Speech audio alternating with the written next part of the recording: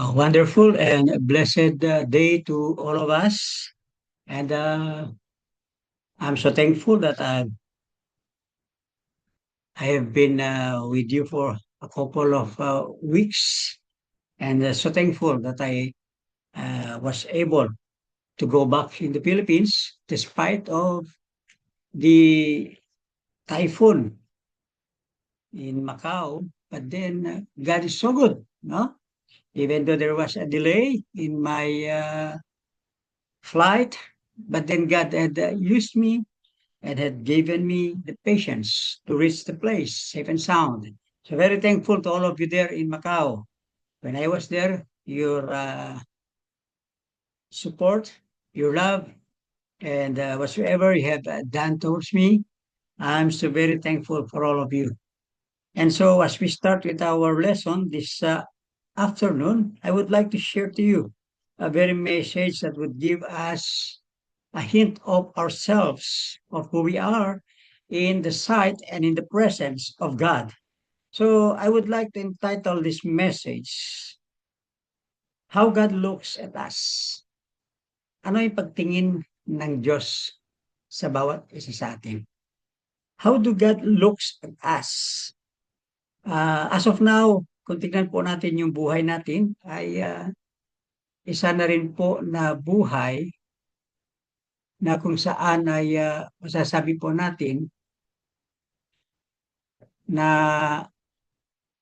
ang buhay po natin ay nakasalalay sa mga bagay na ating pong tinitignan. No? So, how God looks at us or how God looks at you? Ano pagtingin ng Diyos sa iyo? So, this is a very message that would prick our heart or hearts, no? Kung paano po tayo tinitignan ng Diyos at paano rin ang pagtingin ng Diyos sa bawat isa sa atin. So, kung sa kasalukuyan, kung ang ating pagmamasdan ay iba-iba yung anyo po natin. But then, it is somewhere or somewhat na isang hamon sa bawat sa atin ng buhay natin ay nakasalalay lamang po sa Diyos. Sabi ko nga, sa mga panahong ito ay kanya po ay pamumuhay natin. Lalo na po kung ganito ang mangyayari sa buhay natin. You look at it. Man has a voice, but money is the volume. Kadalasan, at hindi lang kadalasan, yan na po yung pangyayari sa buhay ng bawat isa ngayon. Man has a voice, but money is the volume. What do I mean? Ano ibig ko sabihin? Sa ngayon kasi, kung titignan mo, ang bawat isa natin ay may boses. At lalong ang boses natin ay makikita, maririnig pag pera ang siya pong volume. Ang siya pong nagpapalakas, nagpapahina sa boses ng isang tao. Pag mapera ka, you're in full volume. Pero kung ikaw ay parang ganun lang ang buhay mo, wala kang pera, hindi maririnig yung boses mo. That is life nowadays. No, that is why we call this it is a life na kung saan po ay parang po yung nagsasabi na paano natin harapin buhay natin. How can we do this? Ito po yung kasabihan. God will not permit you to face a test. He does not permit you to pass. Hindi ka patadalhan, hindi inaalaw ng Diyos na harapin mo ang isang pagsubok sa iyong buhay na hindi kanya bibigyan ng kaslakasan para magiging malampasan mo ang mga pagsubok na yan. But whenever God teaches you a lesson, pag tayo po tinuruan ng Diyos ng isang sinasabi po natin na pagtuturo, there is always an area to adjust ourselves. Yun po inigiging batayan kung paano po tayo tinitingnan ng Diyos. Because I know God will never permit you to face a test in your life that He doesn't give you, He doesn't permit you to pass also that test in life. Pero pag ikaw po ay tinuruan ng Diyos, you have to go on. You have to follow and adjust yourself in what God wants you to be. Yun po yung buhay natin. Ganon po yung buhay ng bawat isa sa atin. Ano yung pagtingin ng tao sa iyo at ano yung pagtingin ng Diyos sa iyo. This is a contrast of the reality in life. So it's a contrast. How the man looks at us and how God looks at you. God looks for ability, but God looks on availability. Ang tinitingnan kasi ng karamihan sa ngayon, lalo na ang mga malapit sa atin, mga tao ngayon, no? Ang kanilang tinitignan sa atin ngayon ay ang ating abilidad. Ano yung nagagawa natin? Kaya sabi ko, man has a voice, but money is the volume. Man looks for ability, but God looks on your availability. Kahit man, nasabihin mo natin na nandiyan sa iyo lahat, yung makikita na kailangan, yung abilidad mo, yung skills mo, yung talento mo, kung hindi ka available para sa Panginoon, it's nothing, it's useless.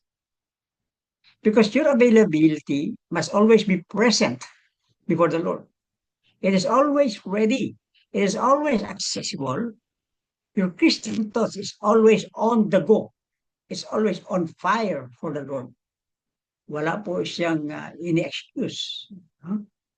You are available for the Savior and you're available for the service of the Lord. Ano po sabi niya?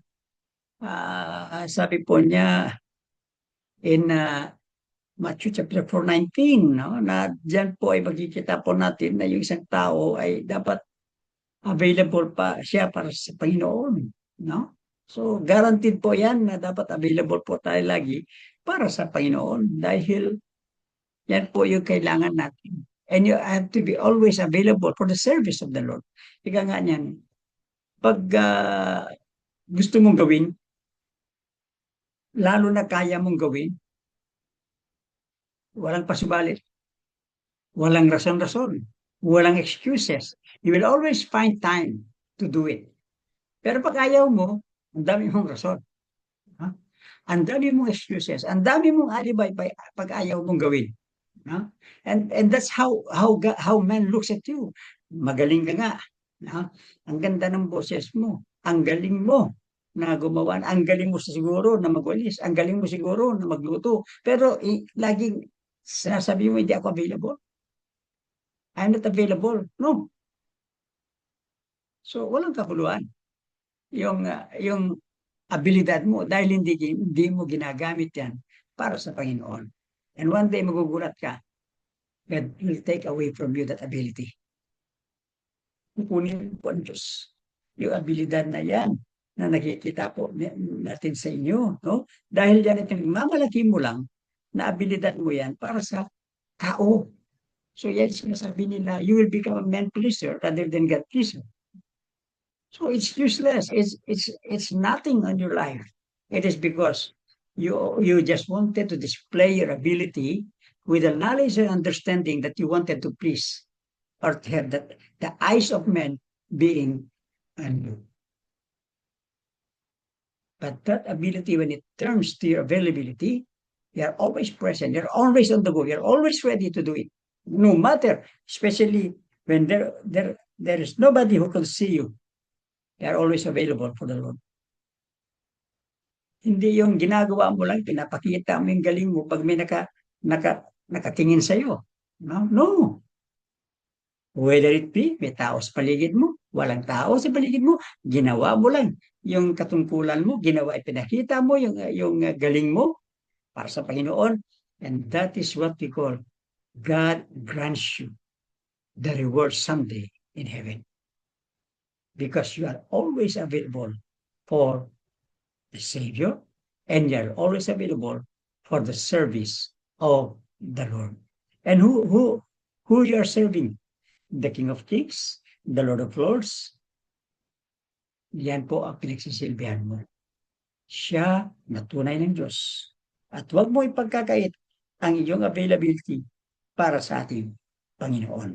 Whether it be na yung availability mo yan ay nakikita sa iyo kahit na yung abilidad mo ay very simple lang, basta you are always available, willing, no?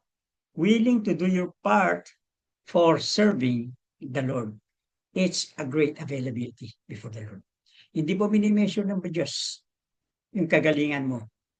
Hindi po minimeasure ng Diyos kahit na magaling ka magsalita kung hindi mo ginagamit sa Panginoon. It's useless. At tinitignan ng Diyos yung availability ng iyong puso. Handa ba na magpagamit ang puso mo sa Diyos? That's a big question before us Christians. Man looks for ability. He will become a prisoner. But God looks on availability. You look at God no matter what. Diyos lang ang pinupuri mo. Hindi man ibibigay sa iyo ang credit, hindi man maibigay sa iyo ang benefits, as long as the credit and benefits will go towards God, you will decrease and God must increase. That's our availability before the Lord. Now, secondly, how do God visit us and how He set us? Man looks on our responsibility, but God looks on our integrity. Yung ng tao sa atin ngayon, yung responsibilidad. Okay. Yung responsibilidad na yan, na ating pong tinitignan, sometimes it differs from one another. Why? Kasi ganito po yan eh. Pag sinabi po na natin responsibility, just, sabi ko nga, pag sinabi natin responsibility, you are going to do it because you are commanded, you are forced to do it because it is a responsibility. Pag sinabi, inatasan ka, ito yung gawain mo, every Sunday, ikaw yung mag-prepare ng ganito, ginagawa mo yan. Dahil responsibility. But the question is, was there love in doing that responsibility? Was there a true motive that comes from your heart in doing that responsibility? Pag ginampanan mo lang yan because it's a call of duty, nonetheless, ito po ay ginagawa mo dahil gusto mo lang i-perform, gusto mo lang sumunod sa isang responsibility but without love. Parang ikaw po ay naka-attach. Ikaw lang kasi ay you've been chained to that work and you are obliged to do that work and it becomes your responsibility. A responsibility, just as if it becomes a habit or duty. Nagiging habit na lang, nagiging duty mo na lang, it is a call of duty for you to do it. Dahil mayroon chain, may kadena na nakalagay sa iyo. Kaya kailangan gawin mo. So you are obliged to do it. That's responsibility. Sige, ginagampanan mo lang dahil ito po ay kailangan gawin mo. But when man looks at responsibility towards God, hindi natin responsibilidad. Na tayo po ay magsimba, tayo po ay makinig sa salita ng Diyos, na tayo po ay umawit. It's not a responsibility. Hindi tayo napapersa. Everything that we do or does no, in the church, no, it's not a responsibility. It's out of the love. It's out of love. Kung sinabi po, ay, kailangan pupunta ako sa church because responsibilidad ko ngayon na ako yung maglinis doon sa upuan. It's my responsibility to that day na kailangan andun ako at magluto ako. It's my responsibility na gagawin ko. No, it's call of duty already. Responsibility. Meron man nakatingin o wala sa iyo, ginampanan mo ang dapat mo gawin. Your responsibility it is for the cause of Christ. And that will turn into your integrity in life. Because God does not want you, God does not want to see your responsibility being done by force without love, but it is an integrity. You follow it because of moral or ethical convictions toward God. You just have done the right thing in all circumstances in your life, especially when it is not convenient or no one is watching you. Ginampanan mo. And that's your integrity. Integrity is very broad, or very wide, I should say. No, na ang meaning ng integrity, mahirap po spelling it, mahirap po sulat, ang lahat-lahat ng meaning ng integrity. But an integrity before the Lord could be seen only in our hearts. That you're being true to sound and godly principles in life. And when you do anything and would do anything,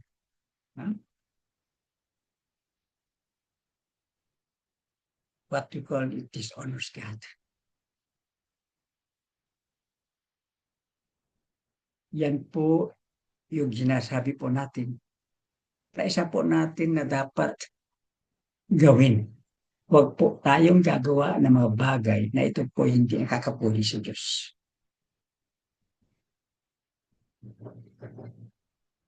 Godly principles in life. Sound doctrine in life. Pinapakita mo, sinusunod mo, and you will never do, sorry for that, you will never do anything to dishonor God. Yan po yung isang integrity.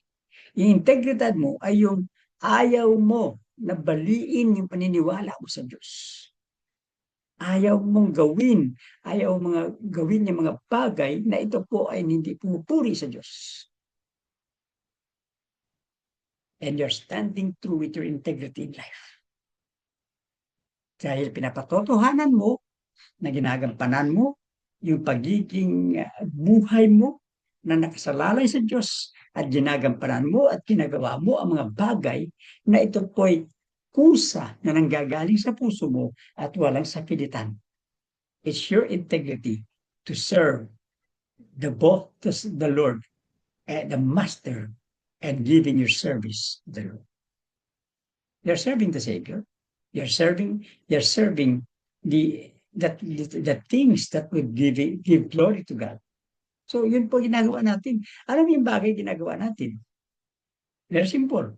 Paano mo mapapakita yung integridad mo sa Diyos? Ang tao, tinitingnan lang nila yan eh. Ang tinitingnan sa'yo, ang galing mo, lagi kang hindi absent, ginagampanan mo, responsibilidad mo. But how about the integrity of your heart? So above all, your availability and your integrity would always be intact in your heart. Puso po ang pinag-uusapan po dito. So, ano po yung magiging mga basihan po natin na kung saan po ay makikita natin yung integridad natin? Your spirituality before the Lord. Ano po sabi niya? Your spirituality before the Lord. No? Na meaning to say, and be not drunk with wine wherein in excess, but be filled with the Holy Spirit. Or be filled with the Spirit of God. And that spirituality before the Lord of your integrity, and that covers your being whole to the Lord. Yung magiging tapat ka sa Diyos. Yung sincero ka sa paglilingkod sa Diyos. Yung nagiging buo ang puso mo sa paglilingkod sa Diyos. Not half-hearted, not your leftovers, but wholeheartedly. Kusa po, nabupuso ka na ginagampanan. Not your responsibility, but your integrity before the Lord. Because integrity sometimes, inaagaw ng integridad yung pagtingin natin sa sarili natin. And that will become your pride in life. So, it seems na pag po natin pagmamalaki na yung ginawa po natin na responsibility that comes from what we call our ability. No.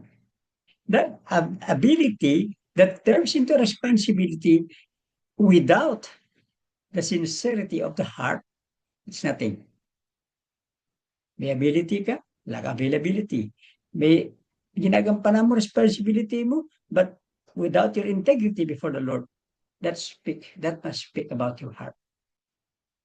Your availability and your integrity must go on, and it follows, and together in the heart.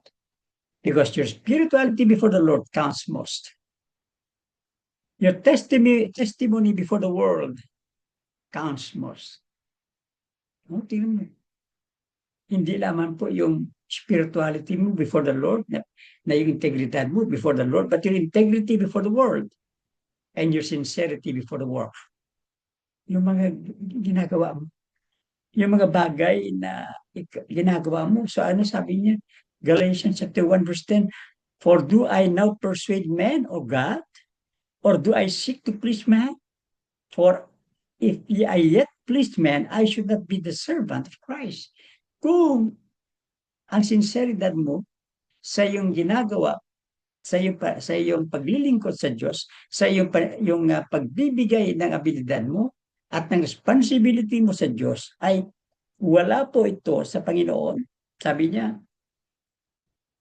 I should not be the servant of God, but rather I am a servant of man. Because I just want please man in my life. That's what we call ability and responsibility. But that integrity, nasaan po integridad mo before the Lord, before the world, and before the work? Nasaan? Wala. That integrity before the work and before the world must go together. Because that integrity will soon reflect your testimony before the Lord. Ano yung testimony mo before the Lord? Ano yung naipapakita mo ng mga bagay para sa ating Panginoon? Ano ba? Ibig sabihin, ginampanan mo lang dahil kailangan yung makita yung presensya mo doon. No, it must not be. Ano sabi niya? 2 Corinthians chapter 8 verse 21. Sabi niya, providing for honest things, not only in the sight of the Lord, but also in the sight of men. Oh, you see your destiny before the Lord? Providing for honest things, not only in the sight of the Lord, but also in the sight of men. Huh? Hindi lamang sa mata ng Diyos, hindi lamang sa mata ng Diyos na ipakita mo, kundi ganun din ang pagtingin nila. O baliktarin mo man, hindi lang sa tao ka. Sa tao mo pinapakita, much more na ipakita mo sa Diyos. That's your testimony before the world. The eyes of God is upon you, and the eyes of men are more upon you. So you look at it. Where is our spirituality before the Lord? What covers our whole being? It is our integrity. So yan po yung kailangan natin. Yan po yung mga bagay na kailangan po natin ipakita sa ating Diyos, hindi sa tao. So, because man will just judge you. Because man looks on your responsibility, but God looks on your integrity. What comes most? More in that. It's your integrity before the Lord. Now, the last contrast to we see, I don't looks for things for a, but God looks for things for eternity. Ano yung mga bagay na ngayon na pinakaguguluhan natin? What were those things that we're busy for? Ano yung bagay na na ginagawa natin? Na para ba na gusto natin lahat sa atin? No? What were those things? It's the material things. Material things in life has no value in eternity. Those material possessions that we have has no value in eternity. Ano sabi na Mark 8:36 and 37? And this is my life verse. For what shall it profit a man if he shall gain the whole world and lose his own soul? Or what shall he give in exchange for his soul? Anhin mo, na makamtan mo, na matanggap mo, makuha mo lahat ang mga bagay-bagay na nandito sa ibabaw ng lupa, pero ito naman ay walang value sa eternidad. Okay, hawak mo ang mga salapi. Hawak mo ang magagandang mga bagay sa iyong kamay. Hawak mo ang lahat ng gusto mo naging dito sa ibabaw ng lupa. You hold on all these things. iningatan mo, in-embrace mo, hinawakan mo na mabuti ang lahat ng mga bagay na yan. The question is, was there any value in eternity someday? Pagdating ng araw, pag ikaw po, tayo po, ay tinawag na ng Diyos, you will soon open your hands, open your hands wide, and you will go to God empty-handed. Material things has no value in eternity. Material things has no power to save you from those dangers in life, and that is going to hell. But the most impossible ways na makikita po natin is this. Only God can assure you of eternity. Man's title has no value in eternity. Okay. Kadalasan ito yung mga ine-aim na nakakarami. Man's title has no value in eternity. Anong titulo na gusto mo maangkin? To become a doctorate in somewhat? Na ikaw magiging magiging leader?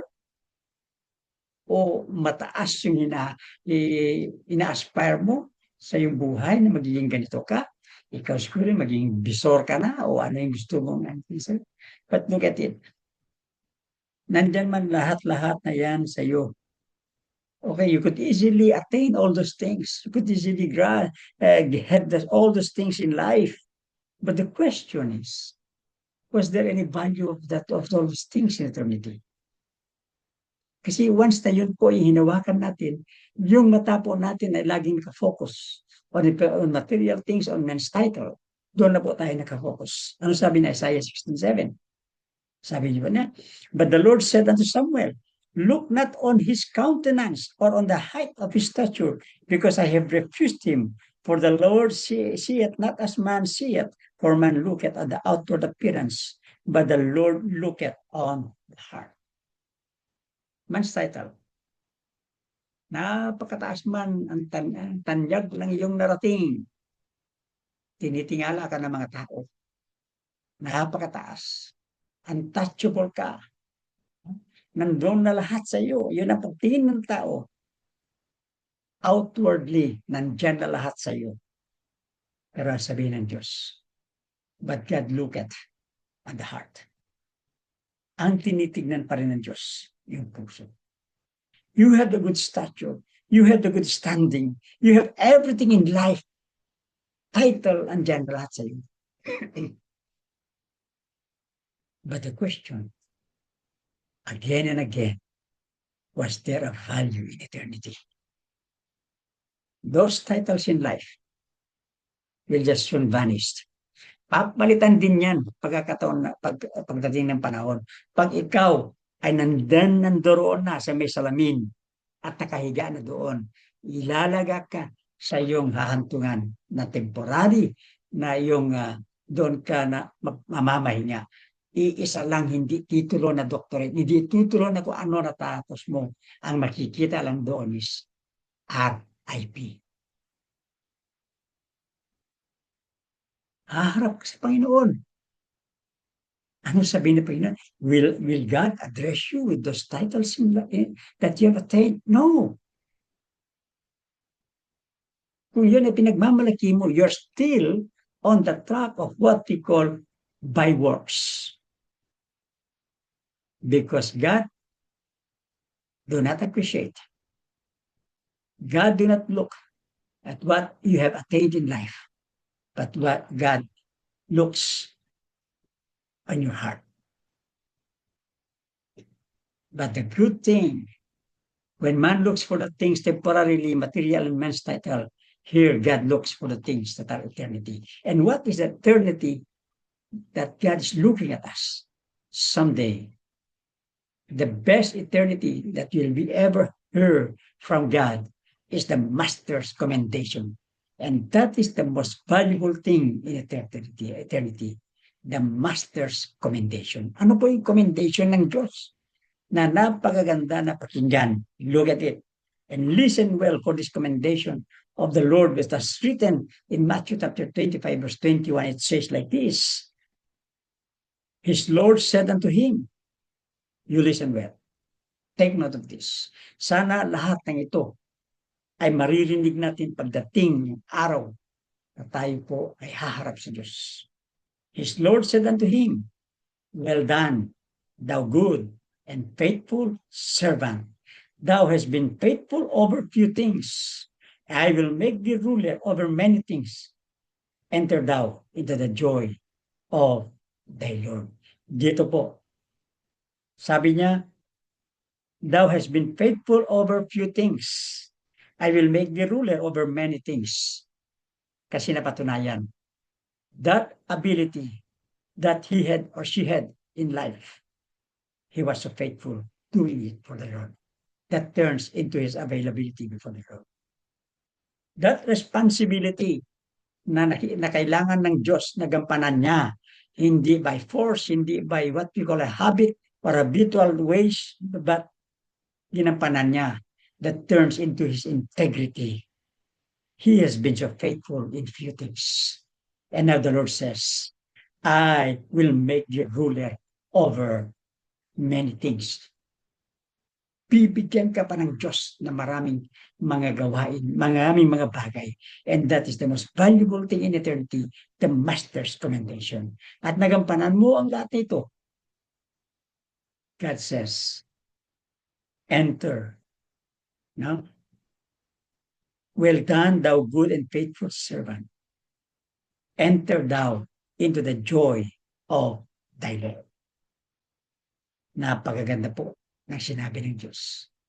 And that's the best thing that we will ever hear in our destiny before the Lord. The Master's commendation. So wala pong ibang mga bagay na kailangan po natin i-aspire sa ating buhay. Kundi gawin natin yung nararapat. Yung panan po natin yung nararapat. Ibigay po natin yung puso natin. Because what does it speaks on these things? How God looks at us, He looks at our hearts. So magagawa lang natin, walang iba. All we have to do is this. Give your all in all. Because God gives you all. Gawin po natin ang lahat at gampanan po natin, ibigay po natin ang lahat-lahat ng ating kakailan. Our ability, our responsibility, and even those we desire in life. Gamitin din natin yan lahat sa kapupuri ng Diyos. And that would sum up for your availability, for your integrity, and that's Master's commendation. You have done your part. You just give your all in all because God gives you all. So maraming salamat na sa hapong ito ay mapagmuni-muni po natin. Ano ba yung nagampanan natin sa harap ng Diyos? Ano yung naibigay na natin sa Diyos? Isa lang ang nananais ng Diyos na pakita sa atin, yung puso po natin. Ibigay po natin ang lahat-lahat. Hindi yung kalahati ng puso natin. Hindi yung mga sobra-sobra na ng ating buhay lang. Ibigay po natin ang lahat-lahat sa Diyos dahil siya ay nagbibigay ng lahat-lahat para sa atin. Maraming salamat at tayo po'y manalangin. Dakilang Diyos, kami po nagpapasalamat sa hapong ito. Muli po ay pinagkatiwala po ninyo sa amin na ginampanan po namin yung mga maliliit na bagay dito sa babaw ng lupa. At doon ay nakita mo po ang puso ng bawat isa. How much more nabigay mo po sa amin, ipagkatiwala mo po sa amin ang much more things that awaits us. And that is our final destiny. That is giving you all the glory and honor. Maraming salamat po, Panginoon. Basbasa mo po ang itong mensahe sa puso ng bawat isa. Sa harapin po namin na buong linggo na ito, pagpalain mo po ang bawat narito, ang bawat mga membro ng fellowship na ito, at basbasa mo rin po buhay ni na Ma'am Eva, si Sir June, sa kanilang pangunguna sa wala po nilang sawa na pagtataguyod, pagsusuporta sa gawain po dyan sa Maraming salamat At muli po ay pinagkakatiwala po namin ng lahat sa mga bawat nandiriyan ngayon. Ano man yung harapin ninyo sa buhay ninyo sa ngayong linggong ito. Just remain firm in your own life. Na lahat ng ginagawa ninyo ay kadahilanan. Gusto lamang po ninyo purihin ng Diyos. And how God looks at you, it is because you have done your part. You have given your all in all, and the rest, God will give you all. Maraming salamat at pagpalain po niyo kami sa araw nito sa pangalan ni Jesus. Amen.